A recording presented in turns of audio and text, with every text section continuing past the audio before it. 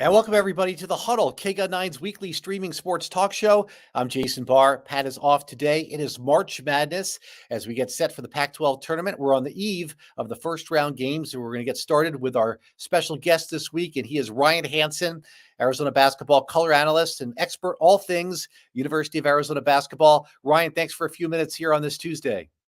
Jason, it's March, my favorite time of the year. Here we go. For sure. Okay. Let's start, of course. We're going to talk the whole time Arizona basketball, Pac-12 regular season champs. Little stinko of a game on Saturday, though. Cost themselves a number one seed probably in the NCAA tournament. I don't think that's a big deal. I just think, Ryan, you want to be in the tournament and not be in the same bracket as the three teams in college basketball that are a little ahead of everybody else, and that would be UConn, Purdue, and Houston. Your thoughts on that? I couldn't agree more. Let's take you back to last week, right? Arizona clinches the championship on Thursday. Euphoric high, probably a natural drop. And Tommy Lloyd spoke after the game with Brian Jeffries in the postgame after winning at UCLA and said, this is going to test our maturity. This is going to test us to be able to bounce back against USC with the same emotion. Didn't get it done, right? And you said it. They kind of got pushed around and really did not celebrated a little too much Thursday night. It's quite possible with Richard Jefferson in the locker room. I would have celebrated a lot too, and I don't blame them for that. Did it cost them a number one seed? Most likely. I think you're exactly right. But I do believe, based on the way the geography works and how the NCAA selection committee looks at these things, Arizona is going to be in the West region. It's most likely going to be a 2 seed in Salt Lake City. And the one seed in the West is, what if they're deemed to be the 6th or 7th best team in the country? And what if UConn is the 1 seed in the East? There's no way they would take them out and have them be if they're the 8th, deemed to be the 8th best team, that they would be the 2 seed in UConn's bracket to appease the number 1 overall. You don't see any scenario for that. It is possible. There are protocols, as you're referencing, from the selection committee in regards to the overall number 1 seed should not play the best number 2 seed, should not be aligned in the same bracket as that team. So could that scenario happen if in their seed line they look at Arizona, as you said, and said, okay, they're still a 2 seed, but they're the 4th best 2 seed. Should they be rewarded with being in the West region, and should UConn or Houston, let's say, as the overall number 1, be discounted and they have to play the next best 2 seed, which could be Tennessee at this point? Let's say if North Carolina ascends to the 1 line. You're right. There could be a scenario that we see that, and we somewhat saw that in years past in this selection committee and how they line things up, where the Wildcats doesn't always line up beautifully, where they were the 1 seed in Las Vegas. Take care of business in Las Vegas. I think they're a 2 seed in the West. Okay, we're looking at the Pac-12 tournament bracket here.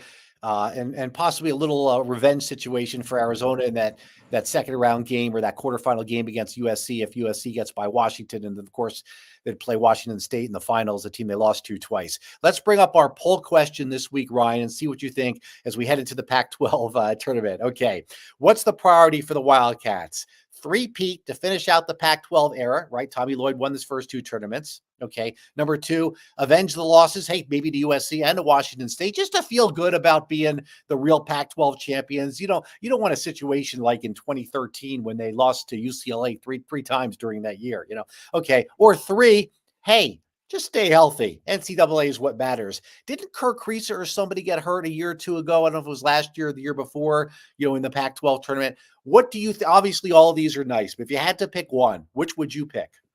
Well, and without any other caveats, right? I think if you pick healthy, let's say, which I think for me is the most important thing. Okay. You want to be healthy, but they lose in the quarterfinals to USC. Is that a confidence shot that now they're not mentally that's right? Not mentally healthy, okay? Right. So so they stay healthy, but they lose early, and to a team maybe that is not an NCAA tournament level team like a Washington State. Does the committee knock them for that? Do they drop to a 3 because they think Arizona's on the fall? I don't think that would happen, because the stock that the selection committee puts in the conference tournaments just doesn't feel like it's not supposed to be weighted any more or any less than any other game during the season. So for me, Arizona the last 2 years somewhat got exhausted and injured with Kirk Crease's injury during their Pac-12 championship run in the tournament back-to-back years. I'd rather be healthy and energetic and ready to go come NCAA tournament time and be a 2 seed than win the Pac-12 tournament and probably still be a 2 seed. Yeah, hopefully they got that loss out of the way though, and they can win the Pac-12 tournament and use that as momentum going into the Of NCAA course, because regular. that matters. Let's be clear on that. You Yeah. want to be playing your best basketball, and that upswing and winning the tournament, there is something to be said for Yeah. that play. All right, so Caleb Love today named Pac-12 Player of the Year. Leading scorer, probably the best player on the team that wins the Pac-12 regular season. I think we probably agree on that. Do you think U of A was slighted on any of the other awards? I know Tommy Lloyd today mentioned Jaden Bradley maybe could have gotten more recognition for sixth man. Maybe Pelle Larson could have been first team All Pac-12. But hey, other teams got good players too. I think I love what Tommy's trying to do, right? Fight for his guys. And I think there's a compelling argument for especially the two gentlemen you mentioned, Jaden Bradley and Pella. But when you look at the totality of the conference season, not just maybe how Jaden's played over the last half of the conference season, is Jaden worthy of sixth man of the year? Boy, he impacts the game defensively. He changes the tempo. His offensive production has been kind of recent. So I don't think other coaches maybe look at him as that total sixth man player to be the sixth man of the year. We know what Pella brings to the team. We know his value, but I'm not sure if other coaches are going to want to do Caleb, Umar, and Pella, on the first team. Like that might be too much for a team that in Arizona that didn't run away with the Pac-12 championship in the season. Not a dominating regular season, but definitely a winning one for sure. And I could be nice to avenge one of those losses to Washington State for sure, and especially USC if they get them. Who knows? Maybe USC goes out and lays an egg. I think Washington's a team they match up well with. We could just take a look at the Pac-12 bracket here again. Arizona's going to play its quarterfinal game Thursday at noon. They're the number 1 seed, and you can see Arizona there under Thursday, March 14th. It's an intriguing first round game, though. Yeah, I think, so Jason, Washington they match up well with, matchup. but Tommy Lloyd, and I think this is what you're getting at. Tommy Lloyd mentioned, hey, this could be a team playing hard for its fired coach. Absolutely, right? There's a different storyline. So does Washington's roster look at this as we're done, our coach is done, let's check out? Or does it galvanize them? And many, many times we see either a coaching change or an announcement like this galvanize a team. Right. And you said it, Washington has the athletic players and an offensive style, I think, that could match up well and could give USC problems. Now, I think USC finally healthy, maybe feeling like they're playing their best basketball of the season, having, beat Arizona. Do they feel like they're a team on a mission to make the NCAA tournament with 4 straight wins? It's an uphill battle for them, but they have horses too. They've got some great talent. That's a very intriguing basketball game to watch tomorrow. You mentioned USC. I had this thought going in to watch the game on Saturday, and I know Arizona was, celebratory mood. It didn't matter for the standings, but LeBron James in the building didn't fire anybody up on Arizona. To me, yeah, I don't know. LeBron James in the building, I thought would just add a little juice, and it definitely did to the USC players. I'm surprised none of the U of A players that didn't really juice anybody up. No, are they just used to being around big time athletes? Yeah, I don't think you're far off, and I would also throw in the elite level teams, the elite of the elite. Look at that game as a statement opportunity for the rest of the country, right? Hey, we clinched the title. Everybody thinks this is a step back for us. Guess what? I think not. We're going to go in, take care of business, and get it done. Not to say that Arizona isn't elite, but I'm talking like the elite of elites. If they were truly wanted that, and not to say that they didn't want it, but the statement of we're a 1 seed in the NCAA tournament, if they go and win that game, I think that would have been a statement to the committee to say, wow, this team has separated themselves. That's why it definitely hurt them on the seeding line. Yeah, I don't know. It's like if your boss is there or a huge star is there or it's a big time arena, it just kind of juices you up. I don't know. I just thought LeBron being there might have juiced. Keshad came to play. Ballo came to play. Not everybody came to play though in that game. So we'll see. We'll see. All right. So, that's the first round game against USC or Washington. And then, probably Oregon, possibly in that semifinal game, and then Washington State in the finals of the Pac-12. Final Pac-12. Do you think, for people going to the tournament in Las Vegas, Ryan, Jason Barr, by the way, joined by Ryan Hansen on the Huddle, KGUN 9 streaming show. I was just going to mention here, we see the video of the final Pac-12 for life. That's just the question I was about to ask you. Do you think people going to Vegas are going to feel anything that it's the last game? Do you think it's going to bring more people, more Arizona fans to Las Vegas, knowing they can't go next year because it's going to be in Kansas City? Do you think there'll be snafus, nostalgia? Any thoughts on it being the final Pac-12 tournament, and if that's going to be anything tangible this week?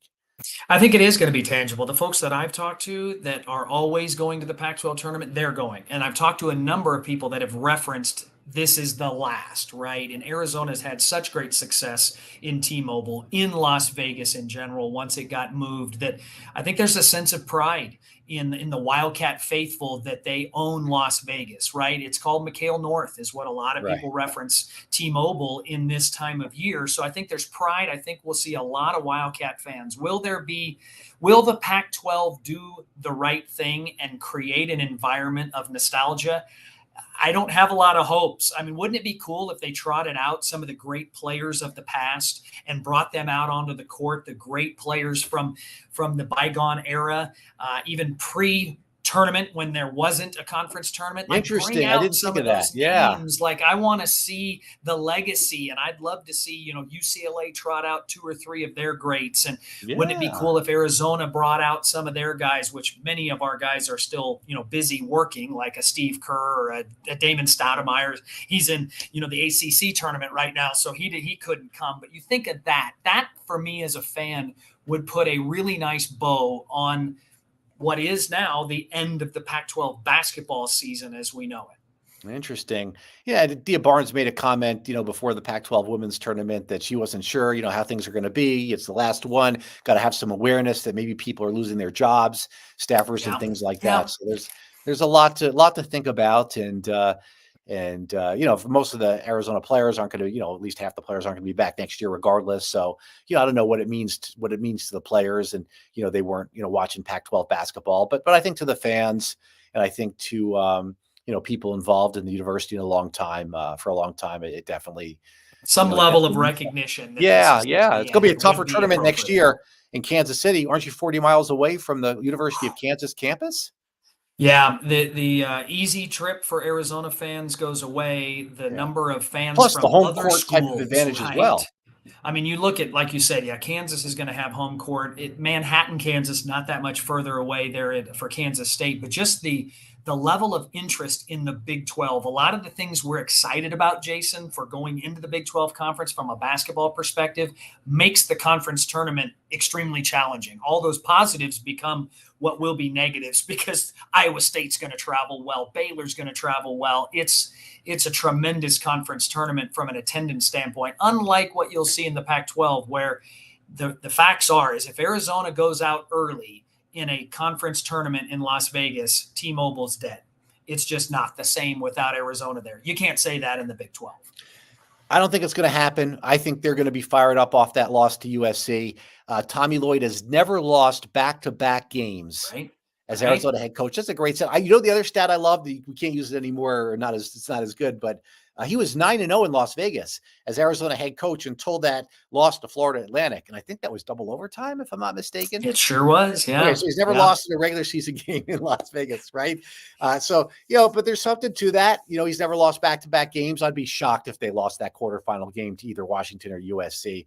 I really would. And this Oregon team isn't really kind of the same Oregon teams that we've seen in years past. So I do think they're going to end up back in the championship game. I just hope Washington State does its job, so we can have a rematch and we can have a 1 versus 2, and we don't really kind of maybe see an upset team. That's kind of what I'm hoping for the Pac-12 tournament. Any thoughts on the bracket, or maybe an upset that you kind of see brewing in the early rounds, a team you think might be a dark horse in the Pac-12 tournament? Yeah, we've already talked about Washington and USC. I think both of those teams have something to play for, right? For fully healthy with SC, Washington playing for a coach that will not be their head coach in the future. I agree with you wholeheartedly that Oregon is not the same. However, there's something to be said for what Dana Altman typically does at the Pac-12 tournament. He gets gets the troops rallied. I don't think ASU is in a position to make a run. Mark Madsen strikes me as somebody, he's got Cal playing at a different level. And here, think of it this way. Washington State is now the hunted. There's a different feeling when you are wearing the white jersey as the higher seed and you're the hunted. They just felt that in Pullman against Washington at home. It was a rivalry game on the last game of the season, but they felt the pressure, I think, of, hey, if we win, we put the pressure on Arizona. We're now at the top. It's a lot different when you're the underdog. So Washington State, I think, may feel the pressure of being the hunted in the tournament. I'm going for the second time. The only other time our station had gone in my time here was in 2015. We're going because it's the last one. Normally we just, save our energy for the NCAA tournament here. I went in 2015. As gambling wasn't legal in Arizona at the time. Well, of course it was in Vegas. I go out to the window. I say, I want to put $20 on Arizona to win the Pac-12 tournament. And she says, the person behind the window says, you can't.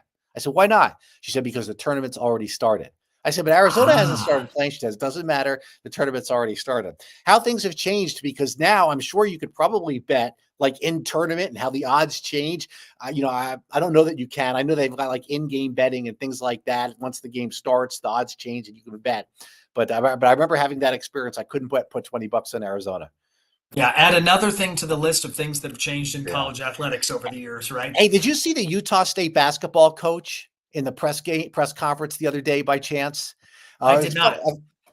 Funny story. She Utah State loses on the women's side. I yes. did see this.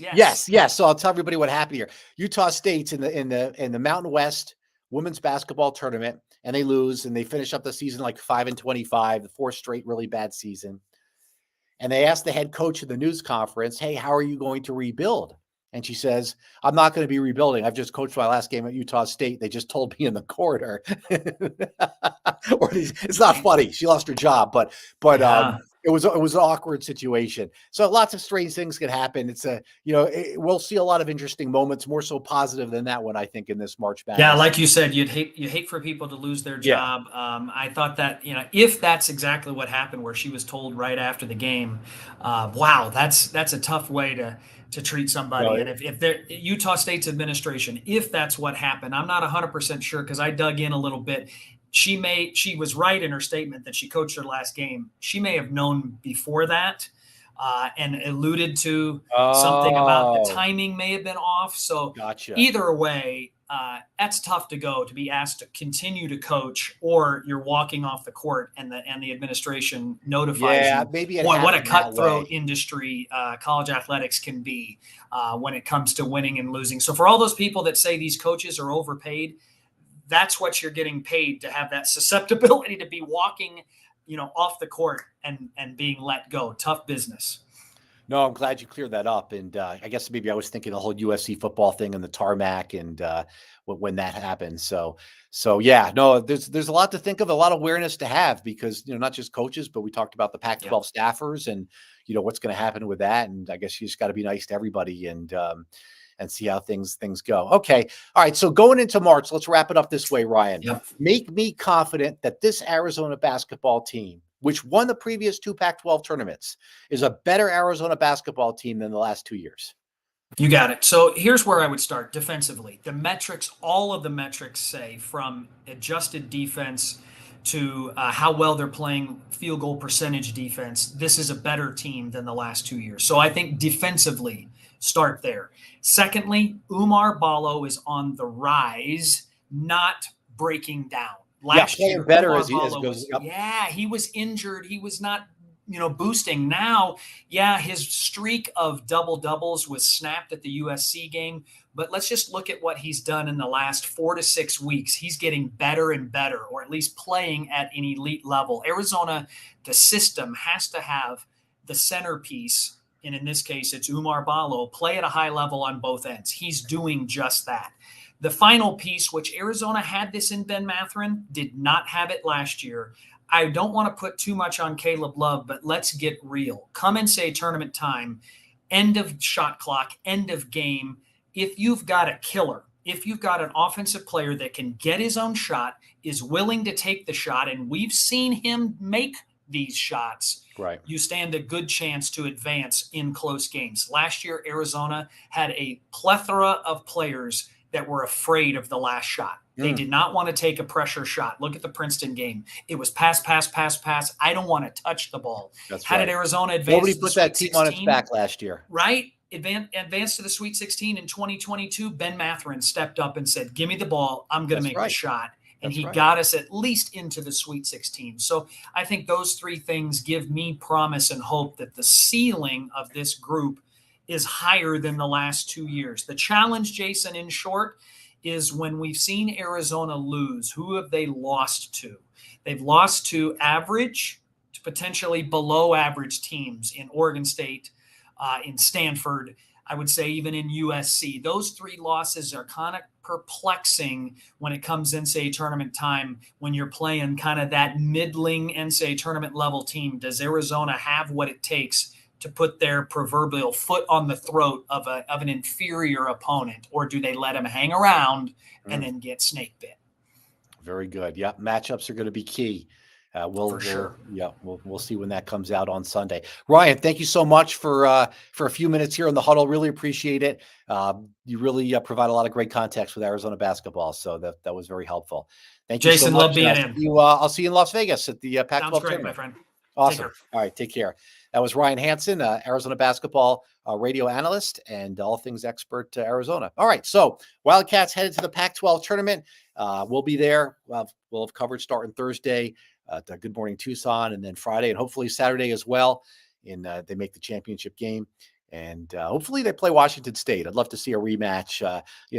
That'd be good. Just a good feeling. They lost both games to Washington State, even though Arizona won the Pac-12 regular season. I think if they can avenge maybe a USC loss in the quarterfinal, if they're given that opportunity, and a Washington State loss, I think that'd be great. And let them go into the tournament as the number 2 seed in the West.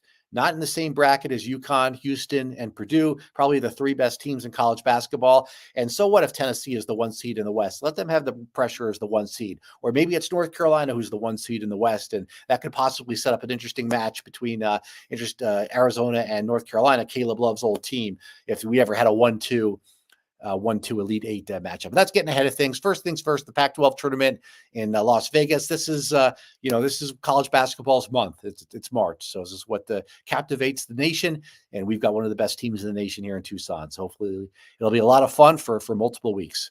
All right. For Pat, who's off today, I'm Jason Barr. Thanks, everybody, for watching The Huddle, KGUN9's weekly streaming sports talk show, and we should be with you again next week at this time. Take care, everybody.